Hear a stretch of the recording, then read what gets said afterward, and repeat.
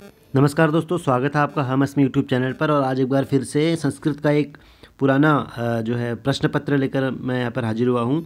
इस प्रश्न पत्र में पुराना जो एक संस्कृत का क्वेश्चन पेपर है सीटेट का है और इसको आज हम यहाँ पे सॉल्व करेंगे। चलिए शुरू करते हैं। सबसे पहले अपठित गद्यांश है और उसको पहले अपठित गद्यांश को समझेंगे, उसके अर्थ को समझेंगे, उसमें कौन कौन से क्रियापद हैं, कौन कौन से विशेषण हैं और किस तरह से यहाँ से प्रश्न बने हैं। फिर अपठित गद्यांश में उनको हम हल करेंगे और पूरे जो 30 नंबर का जो संस्कृत से रिलेटेड जो पोर्शन होता है, इसका जो भाग होता है, उस पूरे भाग को हम यहाँ पर हल करेंगे। तो चलिए पहले अपठित गद्यांश को समझते हैं। कह रहे हैं कि पूरा वृत्रासुर है देवान भृशम अपीडयत। ठीक है, पूरा माने पहले, बहुत पुरानी बात है। वृत्रासुर नाम का एक असुर था, वह देवान माने देवों को, द्वितीय विभक्ति बहुवचन, देवों को, देवताओं को, भृशम अपीडयत, भृशम माने बार बार, अपीडयत माने पीड़ित करता था, जिसने बहुत बार देवताओं को पीड़ित किया। ठीक है, इंद्रादय है, इंद्र आदि जो देवता देवाहा, इंद्र आदि जो देवता थे। ठीक है, इंद्रादय है, इंद्र आदय है। ठीक है, आदय में बहुवचन है। ठीक है, हरि हरि हरे है, आदि आदि आदय है, इस तरह से इकारांत है ये। आदि और इंद्र के साथ इसका जो है संधि हुई है, तो इंद्र आदय है, इंद्रादय है। देवाहा, इंद्र आदि जो देवता लोग थे वो प्रजापतिम उपागच्छन, प्रजापतिम, प्रजापति, उप जो उपसर्ग है उसका अर्थ होता है पास। ठीक है, तो उप अगच्छन, अगच्छन माने गए। ठीक है, प्रथम पुरुष बहुवचन, गम धातु लंग लकार, उसका यह रूप है अगच्छन। और उप माने होता है पास। तो जो इंद्र आदि देवता थे वो प्रजापति के पास गए जब उस राक्षस से वो पीड़ित हो गए, वृत्रासुर से जब वो पीड़ित हुए तो वो प्रजापति के पास गए। तान प्रजापति ही आगमनस्य कारणम अपृच्छत, प्रजापति ही जो थे, प्रजापति ने उन देवताओं को उनके आने का कारण पूछा, अपृच्छत। ठीक है, उनसे देवताओं से पूछा कि तुम मेरे पास क्यों आए हो, उनके आने का कारण पूछा, आगमनस्य कारणम अपृच्छत। देवाः अवदन्, देवताओं ने कहा कि प्रभु वृत्रासुर है अस्मान पीड़यति, कि हे प्रभु वृत्रासुर नाम का एक जो राक्षस है, असुर है, वह अस्मान पीड़यति, वह हमें पीड़ित कर रहा है। ठीक है, तस्य शक्तेः समक्षम वयम स्थातुम न शक्नुमः, उसकी शक्ति जो है, उसकी शक्ति के सामने, समक्षम, वयम माने हम देवता लोग, स्थातुम न शक्नुमः, हम उसके शक्ति के सामने टिक नहीं पा रहे हैं, स्थित ही नहीं हो पा रहे, खड़े नहीं हो पा रहे, हमारी शक्तियाँ उसके आगे गौण हैं। प्रजापति ही अभणत, प्रजापति अभणत जो है यह भी लंग लकार प्रथम पुरुष एकवचन का रूप है और भूतकालिक प्रयोग है। भण का मतलब होता है जो कही गई है जो बात, मतलब कहना। ठीक है, तो प्रजापति ही अभणत माने प्रजापति ने कहा कि हरि ही एव अस्मान रक्षितुम समर्थ है, कि हरि ही हैं, हरि माने विष्णु ही हैं, जो अस्मान माने हम लोगों को, रक्षितुम समर्थ है, रक्षा करने में समर्थ हैं, जो हमारी रक्षा करने के लिए समर्थ हैं। ठीक है, तमेव शरणम गच्छामः, तो तम एव शरणम गच्छामः, उन्हीं की शरण में हमें जाना चाहिए। अब आगे कह रहे हैं कि देवई साकम वैकुंठम गत्वा प्रजापति ही सर्वम वृत्तांतम न्यवेदयत। देवई साकम, जब भी सह या साकम, सार्धम, इस तरह का जब पद प्रयोग किया जाता है तो उपपद विभक्ति हो जाती है। किसी पद के प्रयोग के योग में जब किसी पद के आ जाने से जब विभक्ति में परिवर्तन हो जाता है तो उसे उपपद विभक्ति कहते हैं। तो सह, साकम, सार्धम, इनके योग में आने वाली जो विभक्ति है वो है तृतीया विभक्ति। तो देवताओं के साथ प्रजापति गई तो देवई सह हो गया, देवई में तृतीया लग गई, तृतीया बहुवचन। तो देवई साकम वैकुंठम गत्वा, वैकुंठ में हरि का जो निवास स्थान है, विष्णु का जो निवास स्थान है वो वैकुंठ है। तो जो प्रजापति हैं, प्रजापति ही देवई साकम, देवताओं के साथ, वैकुंठम गत्वा माने जा करके, त्वा प्रत्यय है, त्वा प्रत्यय है। ठीक है, और इसका मतलब होता है करके, करके अर्थ में, खादित्वा माने खा करके, पीत्वा माने पी करके, तो गत्वा माने जा करके। और यही इसी करके अर्थ में एक ल्यप प्रत्यय भी लगता है। जब धातु के आगे कोई उपसर्ग लग जाता है तो त्वा की जगह ल्यप प्रत्यय लग जाता है। जैसे प्रक्षाल्य, ठीक है, धो करके, तो प्र उपसर्ग लग गया तो ल्यप प्रत्यय लग गया, उसका अर्थ भी करके अर्थ में ही होता है। लेकिन यहाँ पर गम धातु के आगे कोई प्रत्यय नहीं लगा है तो त्वा प्रत्यय लगेगा। तो देवई साकम वैकुंठम गत्वा प्रजापति, प्रजापति जो है देवताओं के साथ वैकुंठ गए और सर्वम वृत्तांतम न्यवेदयत, नि अवेदयत, नि उपसर्ग है। ठीक है, सर्वम पूरा वृत्तांत जो है उन्होंने विष्णु के सामने रखा, उनको बताया। तत्श्रुत्वा हरि अकथयत, श्रुत्वा माने सुन करके, ठीक है, उस पूरे वृत्तांत को सुन करके हरि अकथयत, हरि ने कहा कि भोः प्रजापते, कि हे प्रजापति, ठीक है। अब यहाँ पर प्रजापति में एक वचन है, संबोधन का एक वचन है। भोः जो है संबोधन वाची पद है, हे, भो, अरे, ये सब संबोधन वाची पद हैं। और ये जो निशान आप यहाँ पर देख रहे हैं ये भी संबोधन में ही लगता है, ये देखिए। तो प्रथमा कौन सी विभक्ति है इसमें? संबोधन नहीं, प्रथमा सूत्र से प्रथमा विभक्ति के जो रूप हैं वही लग जाते हैं, लेकिन प्रथम एक वचनम संबुद्धि ही, इस तरह से यहाँ पर एक सूत्र आदि हैं व्याकरण में, उनसे क्या होता है कि प्रथमा विभक्ति का प्रयोग तो संबोधन में होता है लेकिन विसर्ग का लोप हो जाता है, ठीक है। तो यदि हम किसी को बुला रहे हैं तो प्रजापति की जगह प्रजापते हो गया, ठीक है। हे रमे जैसे आपने सुना होगा, लेकिन रमा स्त्रीलिंग का रूप है, लेकिन प्रजापति पुल्लिंग का रूप है, हे हरे, ठीक है। तो जो विष्णु हैं, हरि हैं, उन्होंने कहा कि भोः प्रजापते देवाः महर्षेः दधीचेः अंतिकं गत्वा तस्मात् अस्थियाचनम कुर्वन्तु, कि देवता लोग जो हैं वो महर्षेः दधीचेः, महर्षि दधीचि के अंतिकम माने पास जा करके, गत्वा माने जा करके, ठीक है, तस्मात् उनसे अस्थियाचनम कुर्वन्तु, उनसे अस्थि का याचन, याचना माने प्रार्थना करें, उनसे कहें कि हमें अपनी अस्थियां दे दो। महर्षि दधीचि से के पास जाकर के देवता जो हैं उनसे उनकी अस्थियों की याचना करें। तस्य अस्थिभिः, और उन महर्षि दधीचि की अस्थियों से वज्रायुधम घटयत, वज्र नाम का एक आयुध, घटयत माने उसकी रचना करें, वज्र नाम का एक आयुध बनाएं, ठीक है, एक अस्त्र बनाएं। तेन वृत्रासुरम हंतुम असुरांच जेतुम पारयिष्यथ, तभी जा करके उस वज्र के द्वारा ही वृत्रासुरम हंतुम, वृत्रासुर को मारने के लिए, और असुरांच जेतुम, और असुरों को जीतने में जो है पारयिष्यथ, वो पार पा पाएंगे देवता लोग। तो जो महर्षि दधीचि जो हैं उनकी अस्थियों से या उनकी हड्डियों से एक अस्त्र बनाया जाएगा वज्र नाम का, और उससे वृत्रासुर को मारा जाएगा, और तभी जाके देवता लोग जो हैं वो असुरों को जीत पाएंगे। ये जो है प्रजापति से कहा भगवान विष्णु ने। उसके बाद कह रहे हैं कि ततः सर्वे देवाः दधीचेः तपोवनम अगच्छन्, तो उसके बाद सभी देवता लोग जो हैं वो दधीचि के तपोवन में अगच्छन् माने गए। तस्य तपोवनम कपीनां क्रीडाभिः हरिणानां विहारै अलीनां गुंजनै च रमणीयम आसीत। जो महर्षि दधीचि का तपोवन था वहाँ पर कपीनाम क्रीडाभिः, कपी बोलते हैं बंदरों को, ठीक है, कपी बंदर को कहा गया है। कपीश आपने सुना होगा कि हनुमान चालीसा में, तो कपीनाम क्रीडाभिः, बंदरों की क्रीड़ाओं के द्वारा, हरिणानाम विहारै, हरिण बोलते हैं मृगों को, मृगों के विहार के द्वारा, अलीनाम गुंजनै, अली जो होते हैं वो भ्रमर आदि हैं, उनके गुंजनों से, रमणीयम अस्ति, वह जो तपोवन था वह इन सब चीज़ों से रमणीय हो रहा था, मनोहर हो रहा था। देवाः दधीचेः आश्रमम प्राविशन, देवता लोग जो हैं वो दधीचि के आश्रम में प्रविष्ट हुए, आश्रम में उन्होंने प्रवेश किया। तत्र ऋषिभिः परिवृतम देदीप्यमानं दधीचिम अपश्यम, तत्र माने वहाँ पर उन्होंने ऋषिभिः परिवृत्तम, अनेक ऋषियों से, परिवृत्त माने घिरे हुए, दैदीप्यमान मतलब चमकते हुए, दधीचिम, दधीचि को उन देवताओं ने अपश्यम माने देखा, ठीक है। अब यहाँ पर अपश्यम लिखा हुआ है, तो अपश्यम शब्द यहाँ पर जो है अपश्यत होना चाहिए था या फिर अपश्यन होना चाहिए था, तो ये गलत भी हो सकता है, क्योंकि अपश्यम जो है वो उत्तम पुरुष का रूप होता है, और उत्तम पुरुष का यहाँ पर किसी प्रकार का उत्तम पुरुष अस्मद में प्रयोग किया जाता है। तो यहाँ पर या तो अस्मद अपश्यत होना चाहिए था या अपश्यन होना चाहिए था, प्रथम पुरुष में ही रूप आएगा, तो ये अपश्यम रूप यहाँ पर गलत है, ठीक है।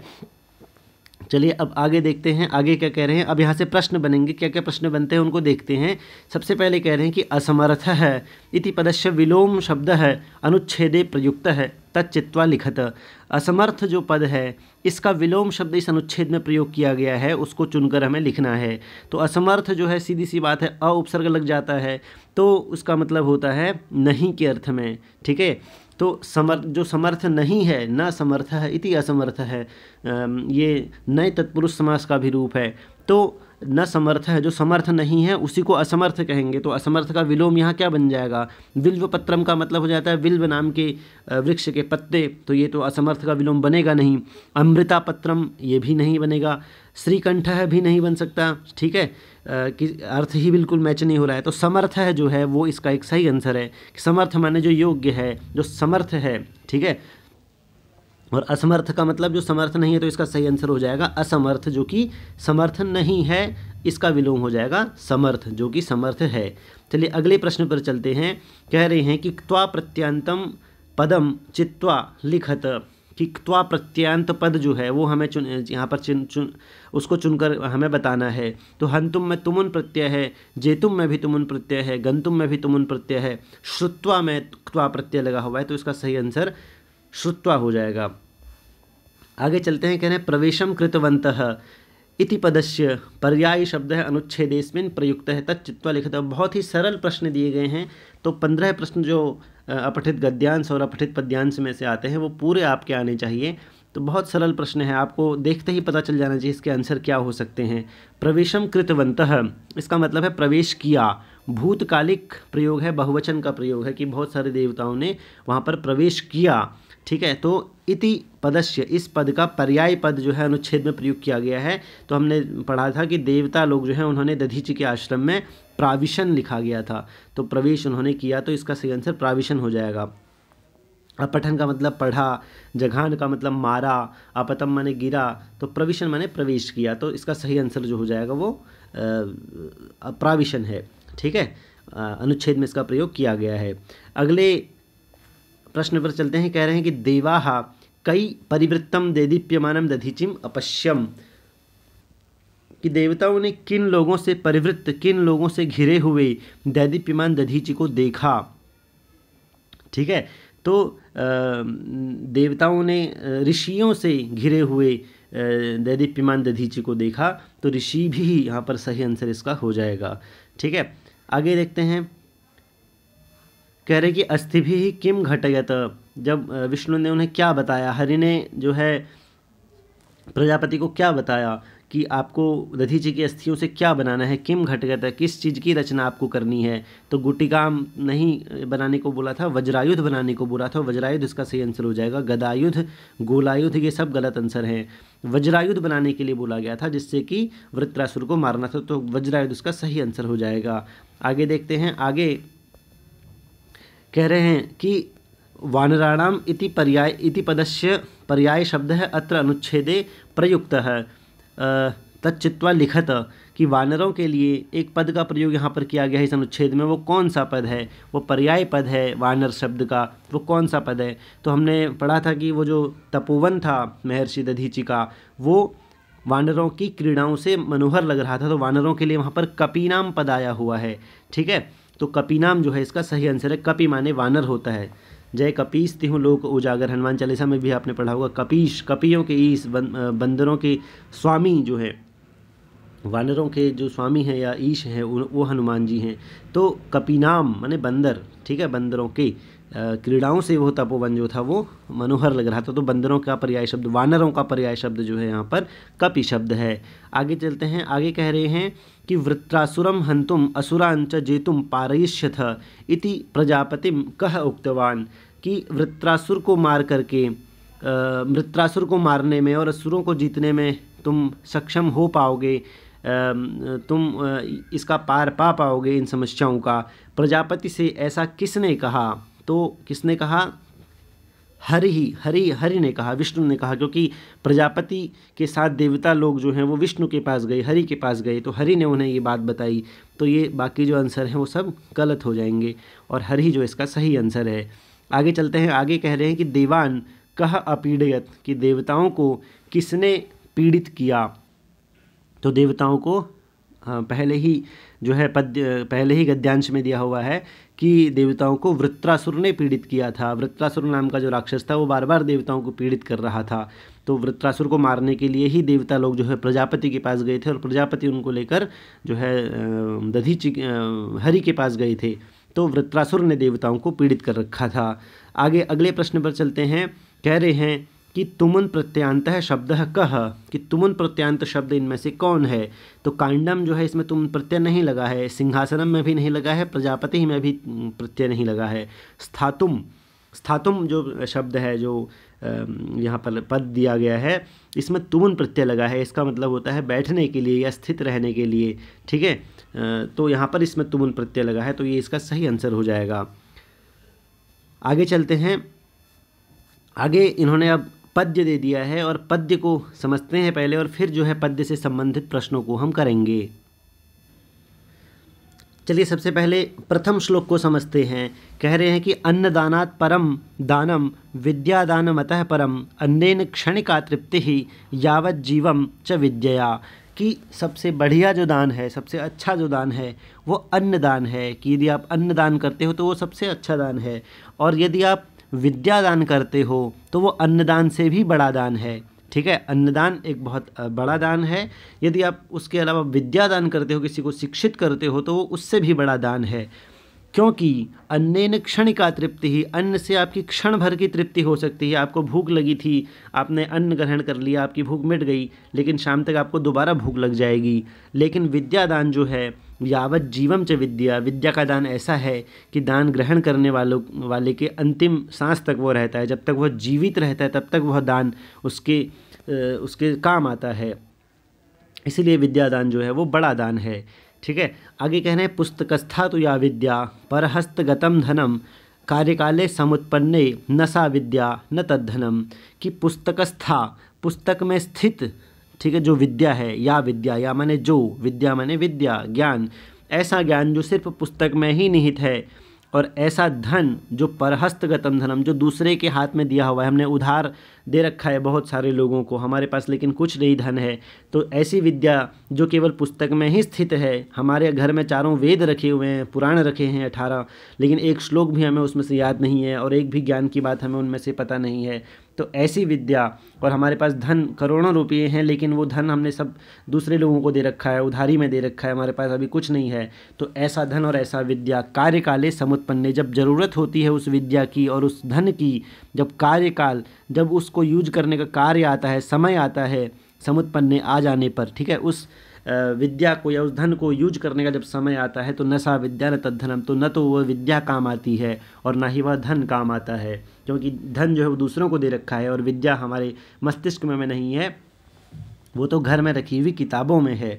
तो जब समय पड़ता है तो न तो वो विद्या काम आती है और न ही वो धन काम आता है। इसलिए विद्या जो है हमेशा मस्तिष्क में होनी चाहिए और धन हमेशा जेब में होना चाहिए, ये कहने का मतलब है इनका।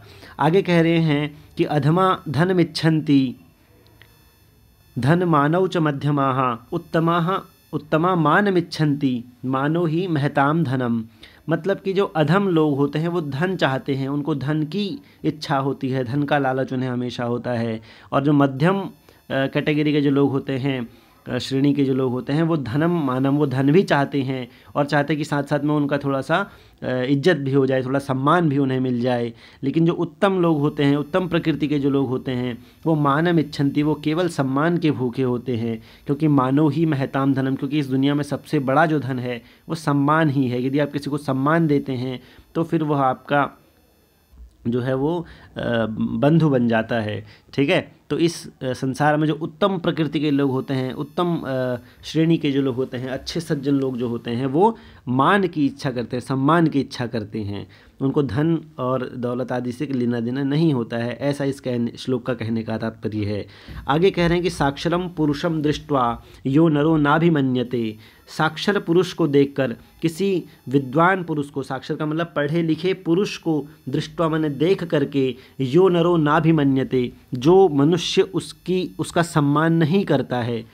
यदि किसी अनपढ़ के सामने कोई पढ़ा लिखा व्यक्ति आ जाए, तो यदि अनपढ़ जो है उसका सम्मान नहीं करता है, ठीक है, उसकी विद्या की प्रशंसा नहीं करता है या उसको उचित सम्मान नहीं देता है, तो बलिवर्द समोलोके क्षुर श्रृंग विवर्जित है, तो वह पुरुष जो है, जो सम्मान नहीं दे रहा है, वह पुरुष जो है बलिवर्द के समान है, बैल के समान है इस संसार में। और ऐसा बैल है जो खुरश्रृंग विवर्जित है, जिसके न तो खुर हैं और ना ही सींग हैं। तो बिना खुर और बिना सींग वाला बैल है वो पुरुष जो अपने से ज़्यादा पढ़े लिखे व्यक्ति को सम्मान नहीं देता है। आगे कह रहे हैं कि वृथा वृष्टि समुद्रेषु, माफ़ कीजिएगा, कह रहे हैं वृथा वृष्टि समुद्रेषु वृथा तृप्तस्य भोजनम वृथा दानम समर्थस्य और वृथा दीपो दिवापि च। कि वृष्टि माने होता है बारिश, वृथा माने है व्यर्थ। तो बारिश जो है वो व्यर्थ हो जाती है यदि वह बारिश समुद्र में हो रही है तो। और वृथा तृप्तस्य भोजनम, वह भोजन व्यर्थ है जो तृप्त को आप दे रहे हैं, पेट भरा हुआ है किसी का, 56 प्रकार के व्यंजन उसने खाए हुए हैं पहले से और उसको आप भोजन दे रहे हैं, तो वो वृथा है, वो व्यर्थ है वो भोजन। वृथा दानम समर्थस्य, कोई पहले से ही करोड़पति है और उसको आप दान दे रहे हैं, तो वृथा दानम समर्थस्य, वो दान भी व्यर्थ है, दिखावा है। वृथा दीपो दिवापि च, और दिन में यदि दिन है, सूर्य का प्रकाश चारों ओर फैला हुआ है और आप दिया जला रहे हैं बाहर जो है, तो वो वृथा है, वो व्यर्थ है। तो व्यर्थ कार्य हमें नहीं करने चाहिए, ये कहने का तात्पर्य यहाँ पर है। आगे कह रहे हैं कि यस्मिन् देशे न सम्मानो न प्रीतिर्न च बान्धवाः न च विद्यागमः कश्चित् तत्र न तत्र दिवसम वसेत। कि यस्मिन् देशे, जिस देश में न सम्मान मिलता है आपको, न प्रीति मिलती है, न ही आपके बंधु लोग वहाँ पर हैं, न च विद्यागम है, किसी प्रकार का विद्या का अर्जन भी वहाँ पर नहीं होता, तो उस जगह पर न तत्र दिवसम वसेत, उस जगह पर एक दिन भी नहीं रुकना चाहिए, वहाँ से चले जाना चाहिए, ये यहाँ पर कहने का मतलब है। ठीक है, आगे चलते हैं। अब आगे यहाँ से संबंधित प्रश्न आपके आने लग जाएंगे। अब यहाँ पर कह रहे हैं कि क्त्वा प्रत्यांतम पदम चित्वा लिखत।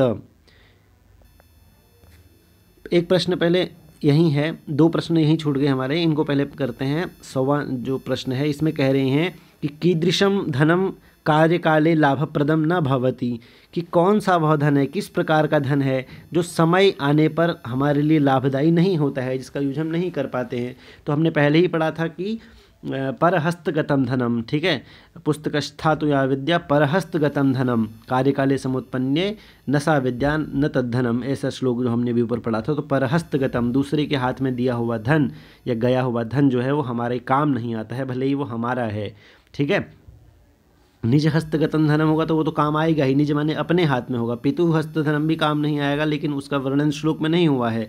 मातु हस्तगतम मतलब माता के हाथ में जो धन हमने दे दिया, चलो वो भी पिता माता भी एक बार के लिए हमें दे देंगे, लेकिन दूसरे के हाथ में, किसी ऐसे पुरुष के हाथ में जो पहले से ही गरीब है और उसने हमसे उधार ले रखा है, उसको हमने पैसे दिए हुए हैं, तो और हमें ज़रूरत पड़ गई है, तो वो समर्थ नहीं है अभी देने में, तो हमारे काम वो धन नहीं आएगा, भले ही वो धन हमारा था। आगे चलते हैं। आगे कह रहे हैं मानः केशाम धनम भवति, कि सम्मान जो है वो किसका धन है। तो सम्मान जो है हमने पढ़ा था अभी ऊपर कि महताम धनम, मानो ही महताम धनम, जो महान जो सज्जन पुरुष हैं, जो महान लोग होते हैं, उत्तम प्रकृति के जो लोग होते हैं। प्रश्न भी यहाँ पर गलत पूछा गया है, कीदृशम धनम होना चाहिए था माना है। अगर यहाँ पर माना है केशाम धनम होता लिखा हुआ है तो यहाँ पर उत्तम लिखा होना चाहिए था, कि उत्तम श्रेणी के जो लोग होते हैं उनका धन जो होता है मान होता है। तो गलत प्रश्न पूछा गया है, मतलब प्रश्न में कुछ और पूछा गया है, उत्तर में ऑप्शन दिए नहीं गए हैं। तो ऐसी गलतियाँ भी कई बार सीटेट में कर देते हैं, आपको इनका ध्यान रखना है।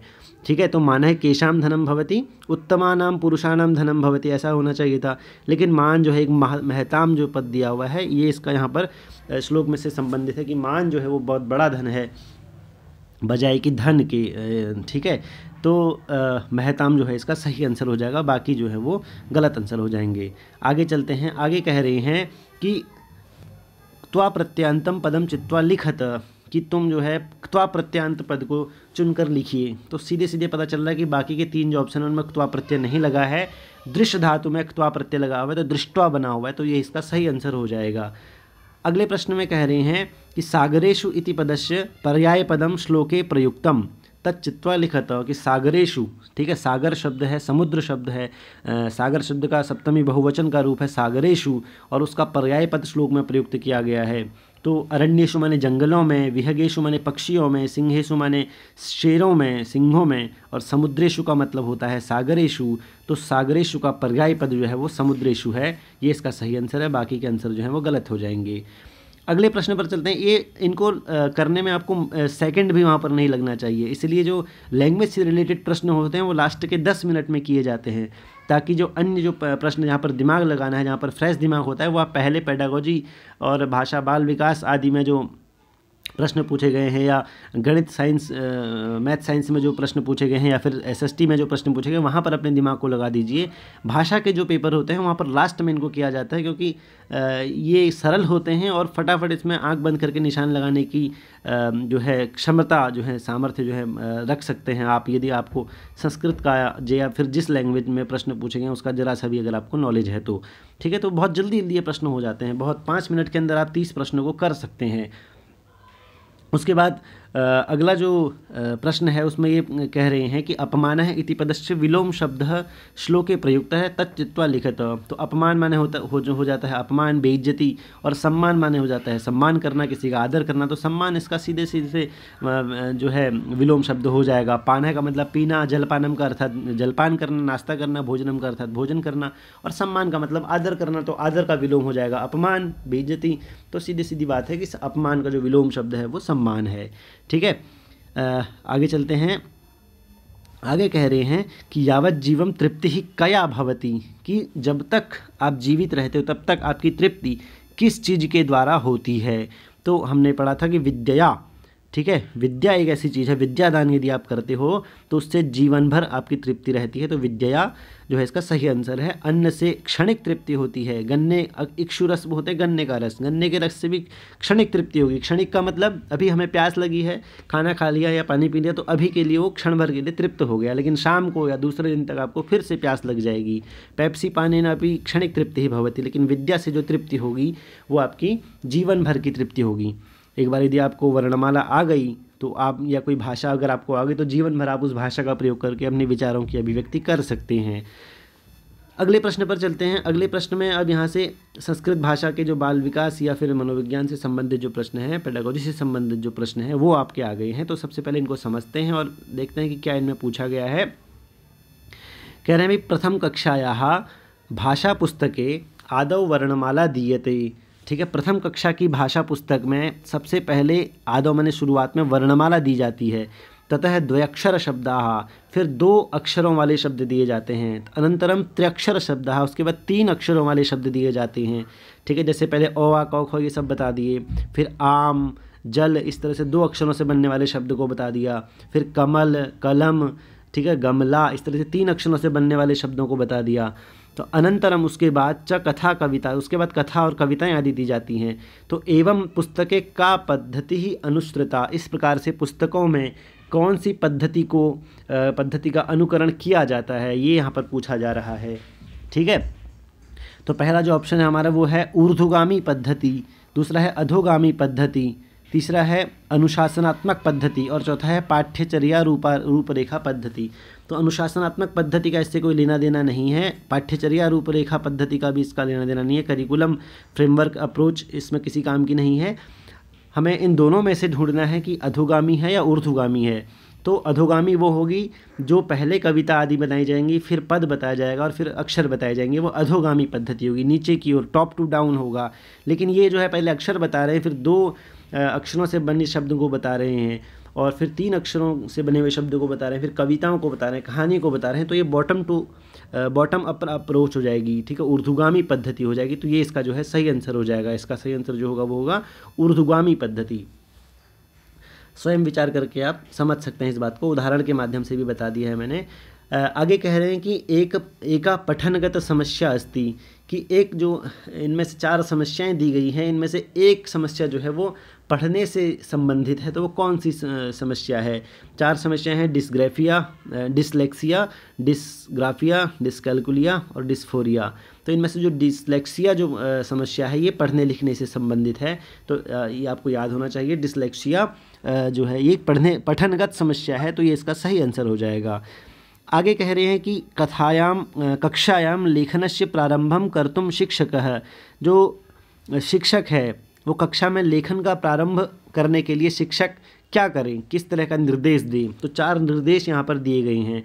पहला निर्देश है विषयोपरि मंथनम कृत्वा विचाराणाम निर्माणम कर्तुम छात्रान् निर्दिशेत्, कि विषय के ऊपर मंथन करे पहले छात्रों को ऐसा निर्देश दे कि छात्र पहले विषय के ऊपर मंथन करें, चिंतन करें, उसके बाद विचारों का निर्माण करें और उसके बाद जो है अपने फिर अपनी कक्षा में जो है वो लेखन क्रिया प्रारंभ करें। एक तो ये हो सकता है। दूसरा है कि कृष्ण फल के विषयों पर ही लिखितम परिच्छेदम अनुलेखितम छात्रान निर्दिशेद, कि शिक्षक आए और बोर्ड पर एक अनुच्छेद लिख दे और छात्रों से कहे कि आप इस अनुच्छेद को उतार दो। तो ये तो गलत ऑप्शन हो जाएगा। इस तरह के निर्देश सही नहीं है। अगर आप किसी बच्चे को किसी विषय के ऊपर लिखना सिखाना चाहते हो तो ये तो गलत हो जाएगा। विद्यालयम आगमनात् पूर्वम विभिन्नान परिच्छेदान पठितुम छात्रान निर्दिशेत्, विद्यालय आने से पहले आप छात्रों को कहें कि आप जो कल विद्यालय यदि आएँ तो आप पहले से ही बहुत सारे परिच्छेदों को पढ़ कर आएँ। तो ये भी एक उतना सही तरीका नहीं है, ठीक है। बहुत सारे पढ़ के तो आएंगे, लेकिन सिर्फ पढ़ के आने से उनको ये पता नहीं लग पाएगा कि वो अभी उनकी बुद्धि जो है उस लेवल तक नहीं पहुंची है कि वो किसी चीज़ को पढ़कर ये अंदाज़ा लगा सकें कि हाँ, इस तरह से प्रश्न जब आते हैं तो इस तरह से हमें लिखना होता है। और चौथा आंसर जो है वो है सुंदर हस्ताक्षरण लिखितम छात्रान निर्दिशेत, छात्रों को कहे कि वो सुंदर हस्तलेख बनाएं, अच्छी लेख बनाएं और उससे जो है उनका जो है लिखना वो सीख सकते हैं। तो ये भी सही तरीका नहीं है। तो इसका सही आंसर जो है वो यही एक ही लग रहा है, वो यही है कि पहले वो छात्र विषय के ऊपर मंथन करें, फिर विचारों का निर्माण करें, सोचें कि हमें इस पर क्या लिख सकते हैं और फिर जो है वो लिखना प्रारंभ करें। ऐसा निर्देश जब शिक्षक के द्वारा दिया जाएगा कक्षा में तो छात्र जो हैं वो लेखन क्रिया से परिचित हो सकते हैं किसी भी विषय के ऊपर। आगे चलते हैं। आगे कह रहे हैं बालेन मातृभाषायाः अधिग्रहणम भवति प्रमुखतया, जो बालक हैं, बच्चे हैं, उनमें मातृभाषा का अधिग्रहण, बालक जो है वो मातृभाषा का अधिग्रहण प्रमुखतया किस चीज़ से करते हैं, उनमें मातृभाषा को ग्रहण कर पाना प्रमुखतया किस चीज़ से संभव हो पाता है। तो पहला ऑप्शन है श्रवणेन, दूसरा है संभाषणेन, तीसरा है लेखनेन और चौथा है औपचारिक शिक्षण व्यवस्थया। औपचारिक शिक्षण व्यवस्था कहते हैं स्कूली विद्यालय आप जाते हैं तो औपचारिक हो जाएगी। विद्यालय के बाहर जो आप सीखते हैं वो अनौपचारिक है।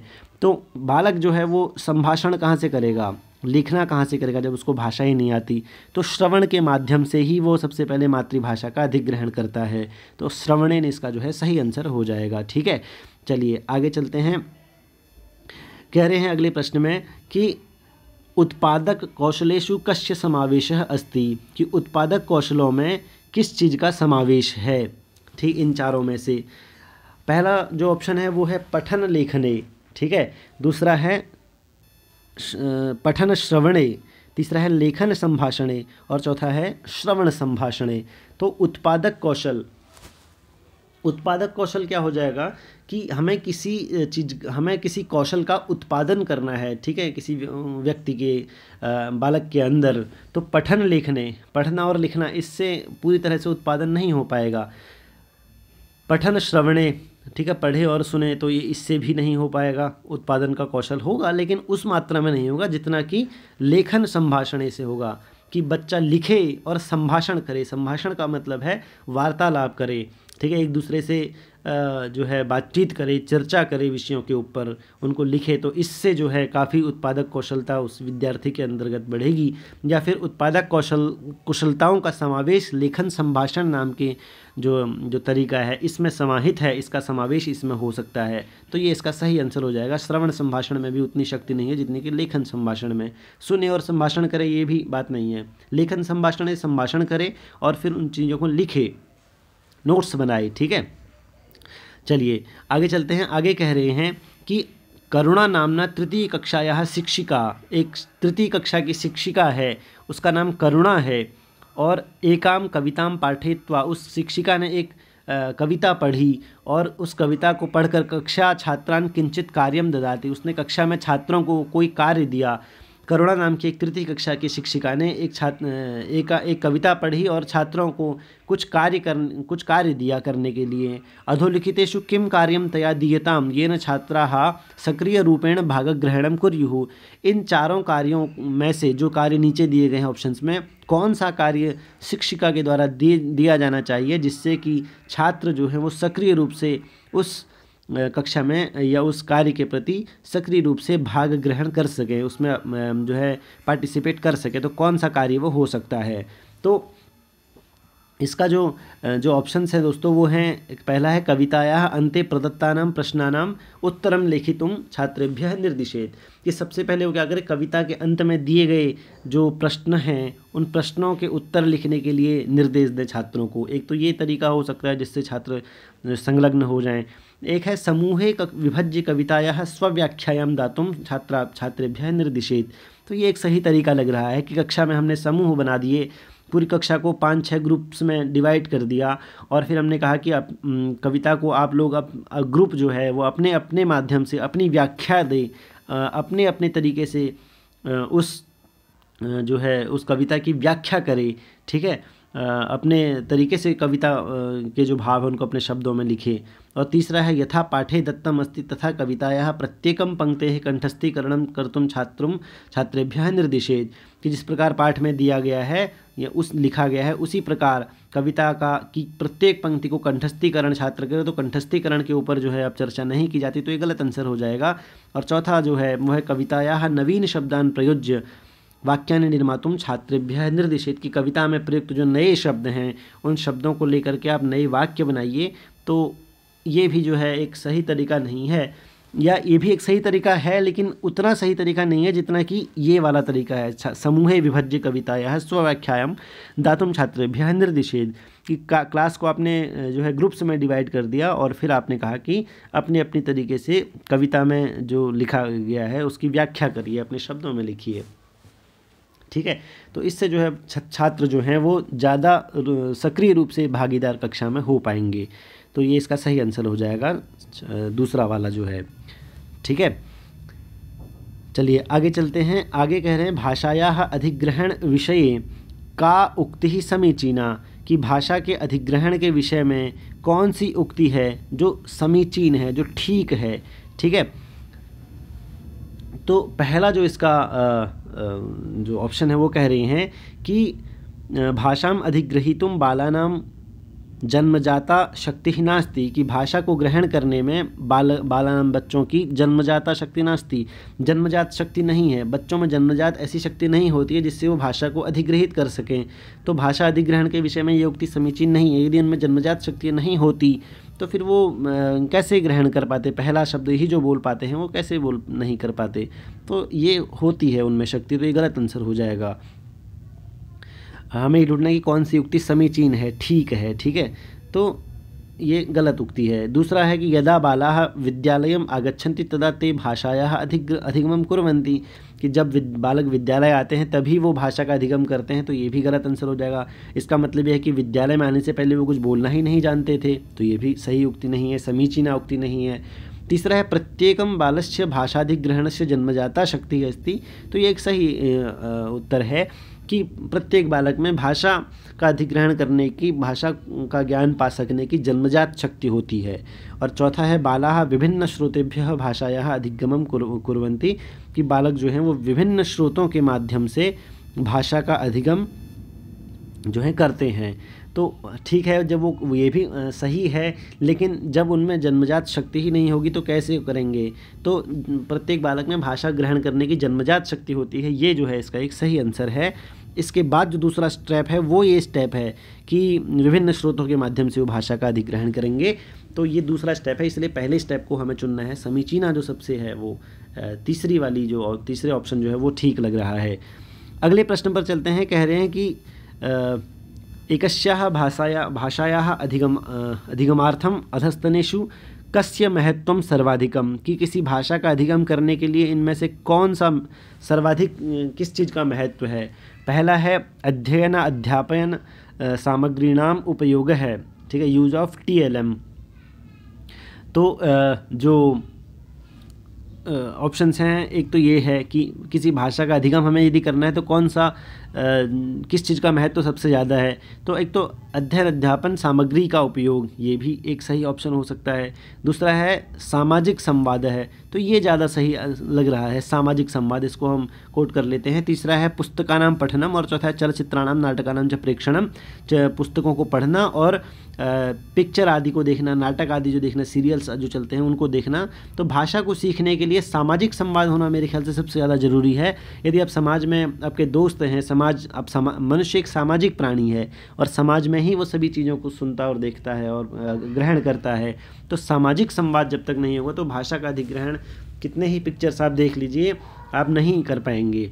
ठीक है, तो एक तो सामाजिक संवाद जो है इसका सही आंसर हो जाएगा। अगले प्रश्न पर चलते हैं। कह रहे हैं कस्मिंश्चित् पाठे उपस्थितस्य चित्रस्य प्रतिकृतिः वा कथम प्रयोगः क्रियते। किसी भी पाठ में उपस्थित जो चित्र हैं उनकी प्रतिकृति वा कथम प्रयोगः क्रियते, उनकी प्रतिकृति या उसका प्रयोग किस प्रकार से किया जा सकता है। ठीक है, किस प्रकार किया जाता है। तो जो पहला इसका ऑप्शन है वो ये है कि पाठ्यपुस्तकेषु पाठेषु च प्रतिकृतीनाम उपस्थितेः इदानीं चलनमस्ति, कि आजकल जो है चलन है कि पाठ्यपुस्तकों में और पाठों में चित्रों का प्रयोग जो है किया जाए। तो ये चलन आजकल है, ये ट्रेंड आजकल चल रहा है। दूसरा है कि एतत् पाठ्यपुस्तकम आकर्षकम करोति, ये पाठ्यपुस्तक को आकर्षक बनाता है, तो इसके लिए इनका प्रयोग किया जाता है चित्रों का पाठों में। ठीक है, तो ये भी ये उतना सही नहीं लग रहा है। ठीक है, और चलन है तो ये भी ठीक नहीं है, चलन के से चीज़ें नहीं चलती हैं। चौथा है, तीसरा है कि एतत् पुस्तकस्य अदृश्य संकल्पानाम अवबोधे सहायम करोति, ये बिल्कुल सही बात यहाँ पर इन्होंने की है कि जो पुस्तक में जो चीज़ें नहीं, कोई चीज़ आपने लिख दी है लेकिन फिर भी कल्पना उसकी नहीं हो पा रही है, तो अदृश्य संकल्पनानाम, जो अदृश्य संकल्पनाएं होती हैं, जिन चीज़ों का वर्णन उसमें नहीं किया गया है, जैसे आप महात्मा गांधी जी के बारे में बता रहे हैं और महात्मा गांधी जी का एक चित्र भी आपने वहाँ पर लगाया हुआ है, तो उससे जो है जो छात्रों जो हैं अवबोध में बहुत सहायता उनको होगी। या आप भारत के स्वतंत्रता आंदोलन का वर्णन कर रहे हैं और स्वतंत्रता आंदोलन का एक चित्र आपने वहाँ पर लगा दिया है, तो इससे उनके अवबोध में बहुत अधिक सहायता होगी, वो उससे विषय से ज़्यादा अच्छी तरह से जुड़ पाएंगे। तो पुस्तकस्य अदृश्य संकल्पनानाम अवबोधे सहायम करोति, एक सही आंसर है। चौथा है कि पाठस्य रचना कठिना भवति किंतु तस्य चित्राणाम अंकनम सरलम, कि पाठ की रचना जो होती है वो कठिन होती है लेकिन चित्रों का अंकन सरल होता है, इसलिए चित्र लगा दिए जाते हैं, तो ये गलत आंसर है।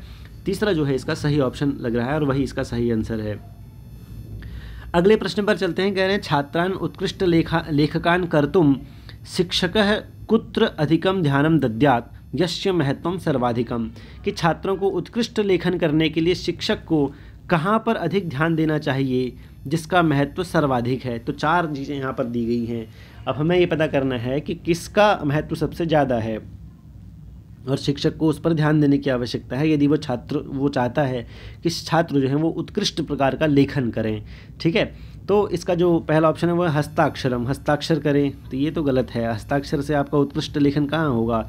व्याकरण से भी उत्कृष्ट लेखन, व्याकरण से आप लेखन की गलतियों को छांट सकते हैं, लेकिन उत्कृष्ट प्रकार के लेखन के लिए व्याकरण उतना सहयोगी नहीं है। तीसरा है अभिव्यक्ति ही, तो ये इसका सही आंसर है, बिल्कुल सही आंसर है कि अभिव्यक्ति आपकी होनी चाहिए।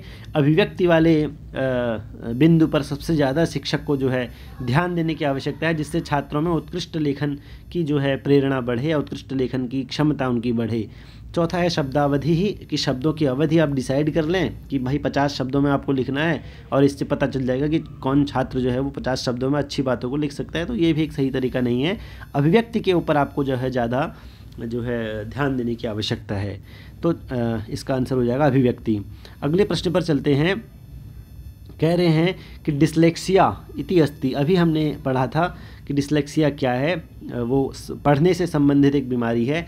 तो डिस्लेक्सिया इति अस्ति, डिस्लेक्सिया क्या है। इसमें अब ये कह रहे हैं कि मानसिक विकार है, तो मानसिक विकार नहीं है, व्यवहारिक विकार भी नहीं है, गणित विकार भी नहीं है, गणित का विकार तो डिसकैलकुलिया हो जाता है, और पठन संबंधी विकार जो है वो ही डिस्लेक्सिया है। अभी हमने थोड़ी देर पहले इसके बारे में जाना था कि डिस्लेक्सिया क्या है। डिस्लेक्सिया एक पठन संबंधी विकार है। एक ही प्रश्न को 2 बार इन्होंने पूछ लिया है। चलिए आगे चलते हैं। आगे कह रहे हैं कि एकस्य पाठस्य पठन समये अधोलिखितेषु किम अति आवश्यकम, कि किसी पाठ को पढ़ने में इन चारों ऑप्शंस में से किस चीज़ की सबसे ज़्यादा आवश्यकता होती है। ठीक है, तो पहला इसका जो ऑप्शन है वो है शुद्धोच्चारणेन सह पठनम, कि शुद्ध उच्चारण के साथ आप पढ़ें, तो ये एक सही तरीका हो सकता है, लेकिन इस पर बहुत अधिक ध्यान देने की आवश्यकता नहीं होती है। दूसरा है विराम चिन्हानाम शुद्धतया प्रयोग है, विराम चिन्हों का आप शुद्धतया प्रयोग करें, रुकना है, कहाँ पर पॉज लेना है आपको, कहाँ पर सामासिक पदों में किस तरह से पढ़ना है, तो ये भी एक सही तरीका हो सकता है, लेकिन ये भी उतना जो है प्रासंगिक नहीं है इस विषय में। तीसरा है पाठस्य अर्थावबोध है, यदि आप पाठ के अर्थ को समझ पा रहे हैं तो ये सभी चीज़ें आपके अपने आप ठीक होने लग जाएंगी, ठीक है। विराम चिन्हों का प्रयोग आप सही तरह से कर पाओगे यदि आप अर्थ को समझ पा रहे हैं। तो शीघ्रतया पठनम भी गलत आंसर है, तो पाठस्य अर्थावबोध है इसका सही आंसर है, कि यदि आप पाठ के अर्थ को समझ पा रहे हैं, अवबोध आपको हो पा रहा है पाठ के अर्थ का, तो किसी पाठ को पढ़ते समय इसकी बहुत ज़्यादा आवश्यकता होती है, तो उसका सही आंसर हो जाएगा पाठस्य अर्थावबोधः, ठीक है। आगे चलते हैं। आगे कह रहे हैं कि भाई द्वितीय कक्षायाः शिक्षिका ताशा, एक द्वितीय कक्षा की शिक्षिका है, उसका नाम ताशा है, और वो छात्राणाम शब्द भंडार वर्धने बहुबल ददाति, वो छात्रों की जो वोकैबुलरी है उसको उसकी वृद्धि होने में बहुत ज़्यादा ध्यान देती है, बहुत अधिक बल लगाती है। बल लगाने का मतलब है उस पर बहुत ज़्यादा फोकस उसका रहता है कि छात्रों की वोकैबुलरी बढ़े, उनका शब्द भंडार बढ़े। तो शब्द भंडार वृद्ध्यर्थम तया कह उपाय अवलंबित, कि किस उपाय का अवलंबन उस ताशा नाम की शिक्षिका को करना चाहिए जिससे कि छात्रों में जो है शब्द भंडार की वृद्धि हो, छात्रों का शब्द भंडार बढ़े, तो किस ऑप्शन को उस शिक्षिका को चुनना चाहिए। तो इसका जो पहला ऑप्शन है वो है कि नूतन पाठस्य पठनात् पूर्वम छात्रैः सर्वे शब्दाः स्मर्तव्याः, कि नए पाठ को पढ़ने से पहले छात्रों के द्वारा सभी शब्दों को स्मरण कर लेना चाहिए। तो ये एक सही तरीका नहीं है। आप शब्द असंख्य हैं तो कितने शब्दों को आप स्मरण कर पाएंगे। दत्त संदर्भे छात्राः नूतन शब्दानाम अर्थानाम अनुमानम कुर्वन्तु, कि हाँ ये एक सही तरीका हो सकता है। आगे भी देख लेते हैं। प्रत्येकम नूतनस्य कठिनस्य व शब्दस्य कृते छात्राः शब्दकोशं पश्यन्तु, ये भी सही तरीका है लेकिन उतना सही तरीका नहीं है, ठीक है। और चौथा ऑप्शन है कि छात्राः पाठे प्रत्येकम नूतन शब्दस्य अधोरेखांकनं कुर्वन्तु तथा च तान् कंठस्थीकुर्वन्तु, कि छात्र जो है वो प्रत्येक पाठ के अंत में पाठ में प्रत्येक नए शब्द को के नीचे एक रेखा डाल दें और उसके बाद उसको कंठस्थ कर लें, ठीक है। तो ये भी उतना सही तरीका नहीं है शब्द भंडार के वर्धन में। तो ये जो है इसका सही आंसर लग रहा है कि छात्र जो है वो दत्त संदर्भ है, जिस संदर्भ में उस पाठ को हम पढ़ रहे हैं उस संदर्भ में जो नए शब्दों का प्रयोग किया गया है उनके अर्थों का अनुमान वो लगाएं और फिर उस पूर्व ज्ञान से उसको जोड़ने का प्रयास करें, और फिर जो है इस तरह से उनकी शब्द भंडार में वृद्धि हो सकती है। कंठस्थी करने से एक भूल भी सकते हैं, प्रयोग करने कंठस्थ कर लिया हमने लेकिन पता ही नहीं कि प्रयोग कहाँ करना है, इसका अर्थ क्या है, तो वो चीज़ें उतनी सार्थक नहीं हो पाएंगी। लेकिन यदि हम किसी नए शब्द के अर्थ को जानने का प्रयास करें, उसके अर्थ की जो है कल्पना करें और उसके बाद उस शब्द का प्रयोग करें भाषा में, तो जो है इससे हमारे शब्द भंडार में वृद्धि हो सकती है। चलिए आगे चलते हैं। तो इसका जो है दूसरा ऑप्शन बिल्कुल ठीक है, दत्त संदर्भे छात्राः नूतन शब्दानाम अर्थानाम अनुमानम कुर्वन्तु। अगले प्रश्न पर चलते हैं। अगले प्रश्न में कह रहे हैं द्वितीय कक्षायाः शिक्षिका कक्षायां भावभंगिमया अभिव्यक्त्या च सह एकां बहुरुचिकरां कथां श्रावयति, कि दूसरी क्लास की एक शिक्षिका है और वह शिक्षिका कक्षा में भावभंगिमा के द्वारा, ठीक है, जैसे भावभंगिमाएँ उस पाठ में हैं उस तरह उनकी अभिव्यक्ति वो कर रही है। मान लो डरने का अगर वहाँ पर वर्णन है तो डर के दिखा रही है बच्चों को, हंसने का वर्णन है तो हंस के दिखा रही है, रोने का वर्णन है तो रोने की एक्टिंग सी करके वो भावभंगिमा के द्वारा उन बच्चों को दिखा रही है। इस तरह से एकाम बहुरुचिकराम कथाम श्रावयति, एक बहुत रोचक कथा जो है वो बच्चों को सुना रही है एक शिक्षिका। ततः अनंतरम सा कांश्चन छात्रान् ताम कथां स्वशब्दै पुनः कथयितुं निर्दिशति, उसके बाद वह जो शिक्षिका है वो कुछ छात्रों को उस कथा को अपने शब्दों में बोलने के लिए के निर्देश देती है। फिर वो कहते हैं कि कुछ बच्चे खड़े हो जाइए और आप जो है जो कथा भी आपको मैंने सुनाई है इसको अपने शब्दों में दोबारा मुझे बताइए। एवं सा आकलनम करोति, और ऐसा करके वो शिक्षिका क्या आकलन करना चाहती है, किस चीज़ का आकलन वो शिक्षिका करती है। तो 4 ऑप्शन दिए गए हैं। पहला तो है श्रवण अवबोधस्य, कि वो छात्रों के श्रवण अवबोध को जानना चाहती है, तो ये एक सही हो सकता है। ये श्रवण की वो ये जानना चाहती है कि छात्रों ने जो कथा मैंने सुनाई है उस कथा को ध्यान से सुना है कि नहीं सुना है, और सुना है तो उसका अवबोध किया है कि नहीं किया है सुनकर। तो ये एक सही तरीका, ये एक जो है आकलन हो सकता है एक प्रकार का। संभाषण अवबोधस्य तो ये नहीं होगा, संभाषण तो छात्रों ने किया ही नहीं है, पठन भी नहीं किया है, लेखन भी नहीं किया है। तो श्रवण अवबोध, क्योंकि कथा सुनाई है तो श्रवण अवबोध ही इसमें हो पाएगा। तो ये इसका सही आंसर है। आगे चलते हैं। आगे कह रहे हैं भाई कक्षायाम मुद्रण समृद्ध वातावरणम, ठीक है, प्रिंट रिच एनवायरनमेंट, इसका अभिप्राय क्या है? कक्षा में मुद्रा समृद्ध वातावरण, आपकी कक्षा में ऐसा वातावरण हो जो मुद्रण समृद्ध हो, तो उसका क्या अभिप्राय है? तो पहला जो इसका ऑप्शन है उसमें कह रहे हैं कि कक्षायाः भित्तयः रंगिताः सन्ति, कि कक्षा में जो है वो भित्तियाँ जो हैं मतलब दीवारें जो हैं वो रंगिता हो, रंगी हुई हों। तो इससे कैसे मुद्रण समृद्ध वातावरण होगा? ये गलत आंसर है। दूसरा है पाठितेन विषयेण संबंधितानां लिखित सामग्रीणां भित्तिषु आलेखनम, ठीक है, पेस्टिंग, कि जो कक्षा में जो पाठ लगे हुए हैं, जो पढ़ाया जाता है, उस विषय से संबंधित जो लिखित सामग्री है वो जो है दीवारों पर उनका जो है उनकी पेस्टिंग की गई हो, वो बनाए गए हों। मान लीजिए कक्षा में वर्णमाला पढ़ाई जा रही है तो एक वर्णमाला का पोस्टर जो है कक्षा में लगा होना चाहिए, ठीक है, जिसमें सभी वर्णमाला और उनसे बनने वाले एक एक शब्द दिए गए हों उदाहरण के तौर पर। या विज्ञान की कक्षा है तो विज्ञान से संबंधित कुछ बहुत अत्यंत आवश्यक जो 15 नियम हैं, उनको सूत्र हैं, उनको वहाँ पर लिख देना चाहिए, या एक पोस्टर बना के वहाँ पर चार्ट बना के लगा देना चाहिए। तो ये एक सही तरीका हो सकता है, मुद्रण समृद्ध वातावरण इनसे बनेगा, ठीक है, प्रिंट रिच एनवायरनमेंट वहाँ पर क्रिएट कर सकते हैं इसके द्वारा। तीसरा ऑप्शन है भाई स्थूलतरै अक्षरै वर्णमालायाः स्फोरक पत्राणाम भित्तिषु आलेखनम। तो ये एक सही आंसर नहीं है कि आपने बहुत बड़े बड़े अक्षर बना दिए वर्णमाला के और फिर वो दीवारों पर उनको लगा दिया। तो ये बड़े बड़े अक्षर लगाने का कोई फ़ायदा है नहीं, ठीक है। एक ही दीवार पे एक अ आपने लिख दिया तो क्या ज्ञान उससे हो पाएगा? तो ये एक सही आंसर नहीं है। चौथा है सुंदर कविता भी तासाम चित्रैः भित्तिनाम आलेपनम। तो सुंदर कविताओं के साथ, चित्रों के साथ, सुंदर कविताएं लिखकर और चित्रों के साथ उसको भित्तियों पर, दीवारों पर लगा दिया, पेंटिंग बना दी। तो ये भी एक सही तरीका हो सकता है, लेकिन उतना सही तरीका नहीं है जितना कि ये है कि पाठितेन विषयेण संबंधितानां लिखित सामग्रीणां भित्तिषु आलेखनम, कि जो सामग्री कक्षा में, जो विषय कक्षा में पढ़ाए जाते हैं उनसे संबंधित लिखित सामग्री को दीवारों पर लगा दिया जाए। तो ये ज़्यादा रिलेवेंट हो पाएगा इस प्रश्न से, इस प्रश्न के उत्तर के संदर्भ में। तो दूसरा ऑप्शन जो है इसका सही है।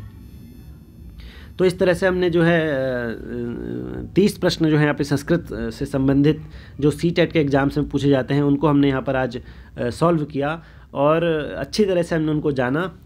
मैं आशा करता हूँ कि आपको ये वीडियो पसंद आई होगी और इस तरह की अन्य जो वीडियो जो है 31 तारीख तक आपको और वीडियो देखने को मिलती ही रहेंगी। आप इनको शेयर कीजिए, लाइक कीजिए, सब्सक्राइब कीजिए चैनल को और अपने दोस्तों के पास इस वीडियो को भेजिए अगर किसी के काम ये आ पाती है तो। यदि थोड़ी सी भी प्रेरणा आपको सीटेट के एग्ज़ाम में इस वीडियो से अगर मिल पाती है तो जो है हमारा प्रयास जो है ये सार्थक हो पाएगा।